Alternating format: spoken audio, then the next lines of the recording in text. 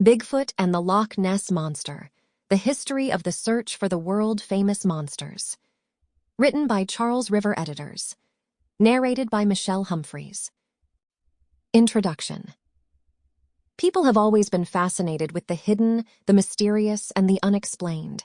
Every society has its tall tales and ghost stories, its odd legends and heroes. Also, every society has its stories of strange beasts, dangerous or benign, that live in the twilight world between the everyday and the legendary. Through most of history, people have been closely tied to nature, hunting in forests and having an intimate knowledge of the animals in their regions. So-called primitive peoples were walking encyclopedias of the natural world, and yet most believed there were more creatures lurking in those woods than the ones they usually encountered. Even as the world becomes more connected, the belief in strange creatures continues as strong as ever. Indeed, the willingness to believe in exotic animals has been so widespread that some have made careers out of displaying oddities to the public at circuses, fairs, and museums. Perhaps the most notorious individual to do this is P.T. Barnum, whose New York City museum was so popular in part because he was more than happy to invent items with which to fascinate the public, even if no such item actually existed. His first example of this was the now famous Fiji mermaid.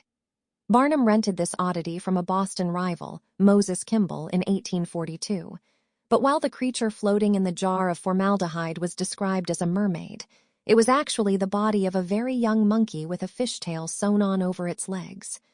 Barnum leased the item long-term for $12.50 per week, and then marketed it as having been caught by his friend Dr. J. Griffin, a pseudonym for Barnum's business associate Levi Lyman.